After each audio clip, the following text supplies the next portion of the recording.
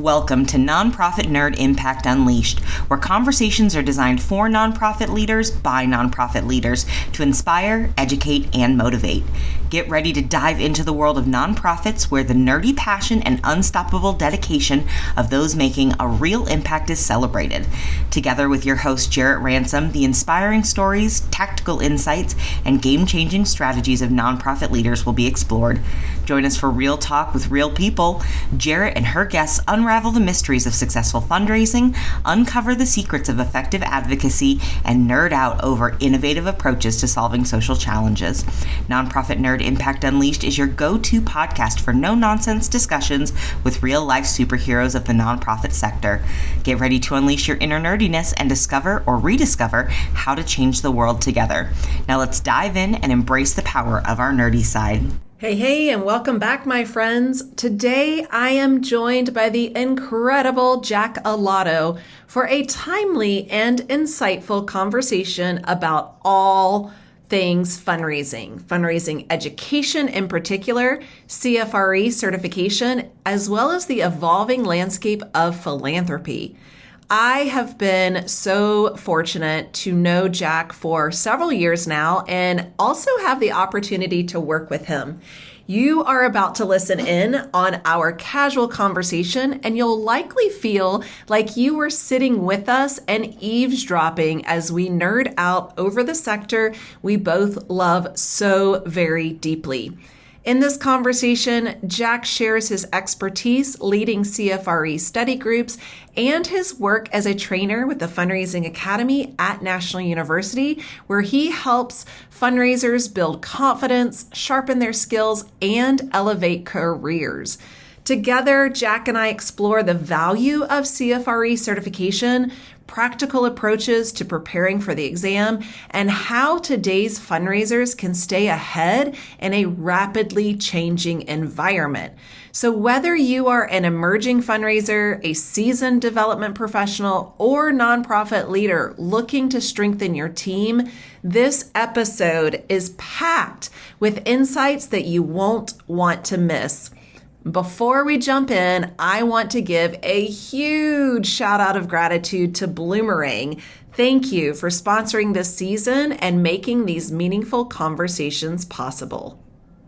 Well, hey, and welcome back. I want to welcome my friend, my colleague, and a really special guy to this show, Jack Alotto. You have a master's in arts and, of course, a CFRE certification, right? You've gotten that, and that's really what we're going to talk about. But Jack, thank you. Thanks for saying yes to joining me. Great. I'm glad to be here with you, my friend, my colleague, my co-trainer. So yeah, I'm excited too. This is my first time on your show, so I hope I do a good job so you'll bring me back. I hope so too. You know, the bar is high. I've got some fantastic guests, but I have no doubt that you will also be fantastic. So yes, for those of you listening, Jack and I have known each other for several years, have had the opportunity to work together. And I just think the world of you, Jack. I love you as a human. I love you as how you show up in our sector to support the sector. And so let's start off with that. Maybe, just maybe, there might be one or two people listening that are thinking, I don't know that I've met Jack. Who is Jack? I mean, I can't imagine anyone who doesn't know you, Jack. But for those that might not know you, would you start off and tell us a little bit about yourself and the role that you play in the nonprofit sector? Sure. So when I did raise funds as a fundraiser before I went to National University, the Fundraising Academy, what I did is I primarily worked in healthcare philanthropy. I worked in hospitals, both in Northern California and in Southern California. And I did a couple of capital campaigns. I did some interim development director roles at Catholic Charities and a few other social service organizations. So I really enjoyed my work. And now I have the benefit of talking to fundraisers about how they can up their game in fundraising. So that's an exciting transition for me. That's a really exciting transition. And with that, you know, you have built this reputation. We were just at AFP Icon in San Diego. I attended your workshop. You had a packed house, Jack, so much so that I had to, take a seat on the floor. So you've built this reputation. You are fantastic in helping fundraisers successfully prepare for their CFRE. What inspired you to start your study group, and what makes it, I don't know, like super effective? Because you've got a phenomenal pass rate for the people that come to your course.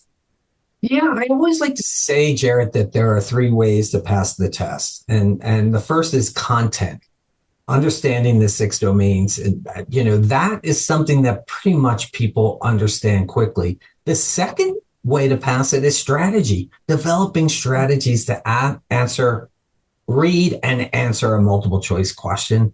And the third way is what you bring to it.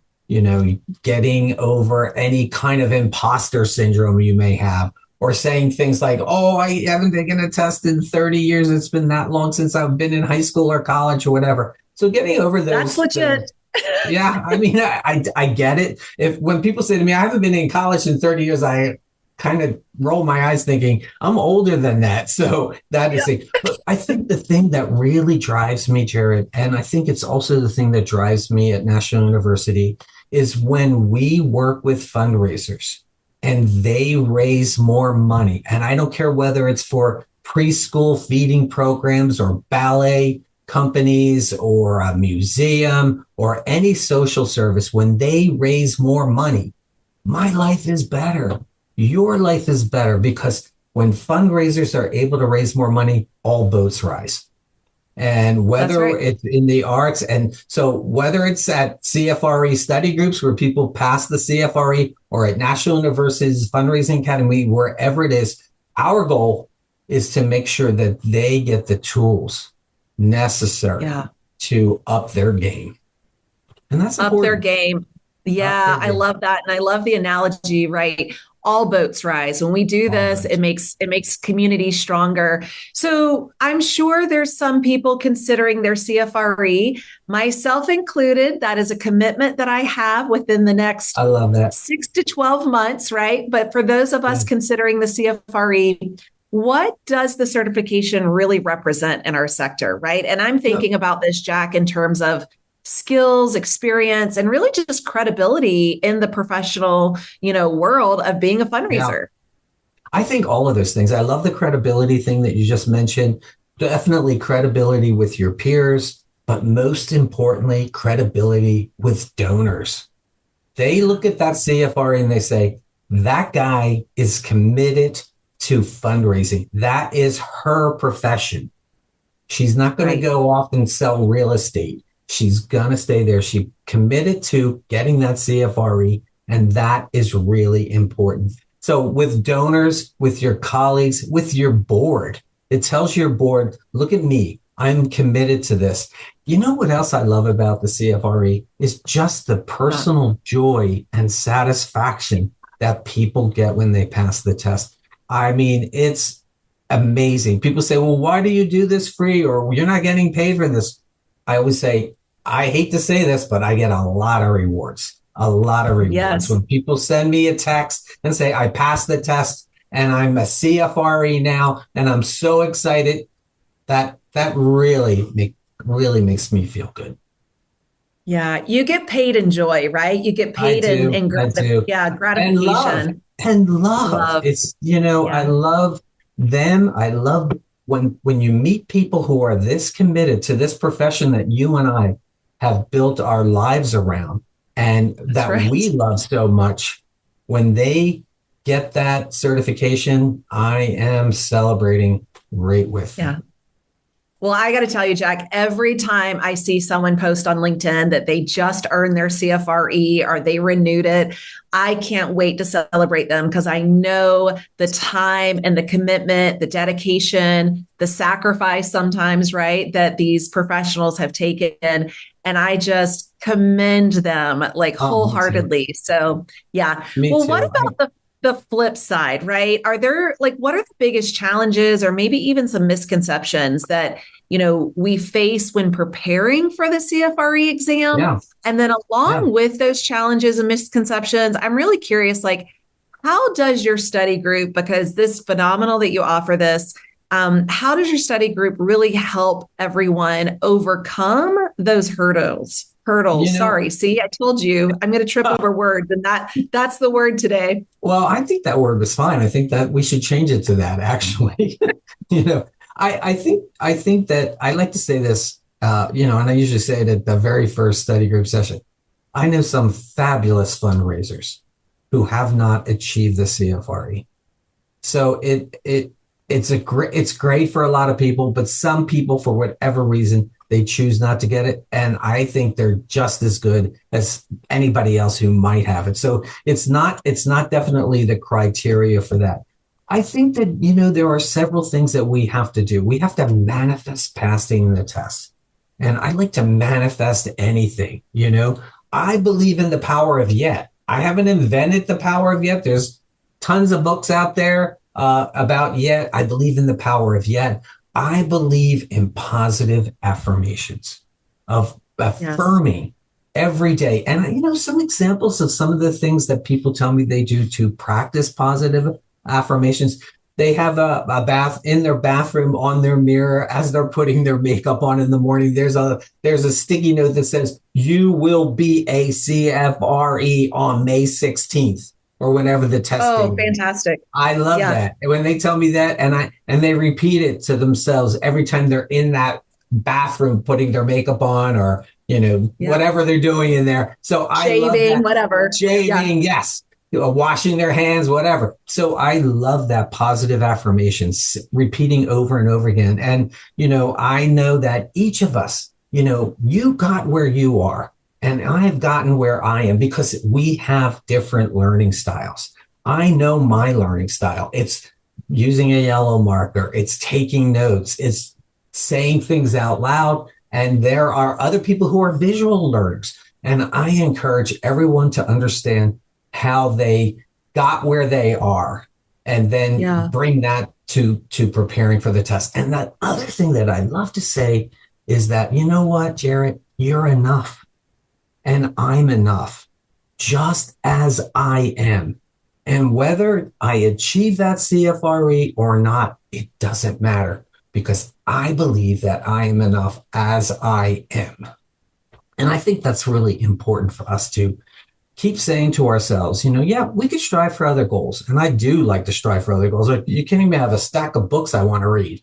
But at the same time, I really do think that we have to remember that we're enough. And the final thing that I would say, what got you here? What got me here sitting with you today and talking about this? And what got you here at saying, I'm going to work towards this in the next 6 to 12 months? Those kinds of things are going to get you there. What got you here will get you there. And that's across the finish line, the CFRE finish line. Well, I'm right there with you for the, positive affirmations, the power of yet, all of that. I think that's really important. Not to go too woo-woo, right? But like manifestation, like let's visualize this, let's see it, let's start putting CFRE behind our name and really just like embody that is where I'm going. That is what is going to happen. And then taking the steps to get there. So I love all of that and how I'm sure you weave that into your study group. I've yet, the power of yet, to be in your study group, but I'm sure I will be one day. And to see how you weave that into the messaging and the preparation is fantastic. Yeah, there's lots of things that we do. We're successful. We are successful at many things. And we have to look at those things and say, yeah, I did it. I got through that physics class in high school, or I majored in psychology in college or math or whatever it is. Right. And those things got us there. They'll get us to whatever goal we might have. So that's exciting. I'm curious, do you have an idea of how many people you have helped prepare for the test? I mean, I'm thinking billions with a B. No, not quite that. What are there? Slightly more than 8, close to 9,000 CFREs. I think that. So all of those you helped, I'm sure. No, I haven't. That would be nice. I said to one of my study group participants about 5 years ago, I'd like to say at some point that 1,000 people have achieved the CFRE because of my work with them. That would be a goal. That's a lifetime goal. Now, do I know how many? I don't. When I talk to CFREs, of course, people come up to me at Icon or people come up to me at Lead or wherever, and they say, "I was in your study group and I'm a CFRE." And I got to tell you, I'm happy to meet them, but I have no memory of that person just because of so many people. The next study group, which happens in a week or so, 80 people are already signed up for that. So I've had 80, I've had 150 people. I mean, I've had as low as 40 people. So on Monday, I'm doing a CFRE review for Jupiter Health Systems in Florida. And, I don't know how many people will be in that. They have, a big foundation that raises funds for their healthcare system. So I don't know. I really don't know. But I like that 1,000 goal would be my I feel like you might have already. I feel like you might have already met that. I hope so. But then what does it mean if I met it? Then I have to go to 2,000, right? That's right. You double it. You triple it. So, yeah. So, okay. One final question, Jack, on CFRE. Beyond passing the exam, how have you heard, stories from other people? How have you seen the CFRE credential impact professionals? You talked about their confidence earlier, their career growth, right? Yeah. And really the baseline approach of how they go about fundraising once they've achieved this level. So, what are you seeing? What are you hearing? What have you personally experienced? Well, it's kind of funny. So I still connect with many CFREs. They ask to meet with me and talk to me about their career goals and things like that. And I love doing that. But some of them call me up and say, you know what? I learned about this in the CFRE and my organization doesn't do it. And, I'm working hard. I'm bringing even people who give up on the CFRE. They still say to me, I am a better fundraiser for having been through it. And I've had executive directors who have been in the study group who say, I don't really want to get the CFRE. I'm at a different level in my career as it relates to nonprofits, but I want to know how it works so that I can be a better supervisor for my staff who is frontline fundraisers. The other thing, and this has happened many, many times, and I think is the thing that brings me most joy, was, when people send me emails and they say, I passed the test today, and it's gone quite a ways to limiting my imposter syndrome. And I remember the first time I got that email, Jarrett, I was like, I'm not really sure what imposter syndrome is. And when I delved into it, it was great.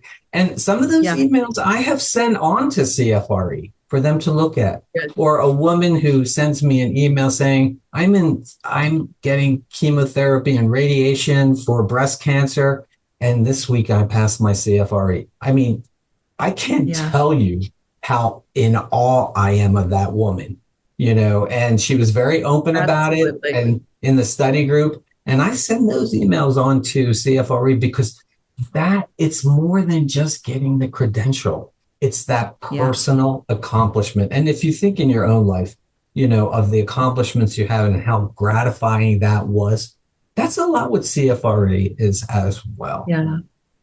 Yeah, that's so. I'm sure you have so many stories. I hope you save them, Jack. I hope there's a file folder completely of messages. Yeah. I can only imagine how heartfelt they are. Well, you have been fantastic. I knew we could talk for hours, but we're not. So don't worry for those listeners that are like, wow, how long is this episode? Don't worry, we're wrapping up. But before we wrap up, Jack, I'm sure there's some people that are going to want to connect with you, learn more about your study groups. Where should they find you? How do we connect with Jack Alotto? Yeah, so definitely, and LinkedIn is really pretty much the only social media I use. And they could send me an email, which is my last name, first name, Alotto Jack. If you look at my photo, alottojack@gmail.com. So, and everybody who wants to talk to me, we talked earlier, people want to talk, and definitely I'm available to do that. You make yourself available. And yes, I appreciate that. So whether you're just listening to this or maybe you're watching the YouTube video, either way, we're on both platforms. So yes, you can see Jack's name. You can see our faces, our eyes light up and all this conversation. So before we close out, Jack, one final question, and I saved this one for last intentionally. What is a takeaway, a final takeaway you would want other leaders that are listening to this conversation right now to walk away with? Yeah, I want us to support each other. We're a family. Fundraising is a family, and we should support each other and help each other. And if you're a supervisor of fundraisers, help them grow professionally. And if you are a fundraiser, whether you're at the beginning, the middle, or the end of your career, look for opportunities to learn more, because back to that, all boats rise. Whether it's taking the CFRE or at the Fundraising Academy, learning how to navigate stewardship or whatever it is, all boats rise. When you raise more money, my life is better. And that may sound selfish, but I want a better life. So go for it. Don't we all? I think we could, I think we could use that. Well, I think that is fantastic. Thank you for the final takeaway. You also make my life better, Jack. So again, thank you, my friend, for joining me in this conversation and in this space to help all boats rise. Wonderful conversation. I have a feeling you're going to get a few more LinkedIn requests after this conversations, and maybe even a few more CFRE study participants. So it's been wonderful. Perfect. I appreciate you. I appreciate you. And thank you for having me, Jarrett. It's always good to be with you and talk with you.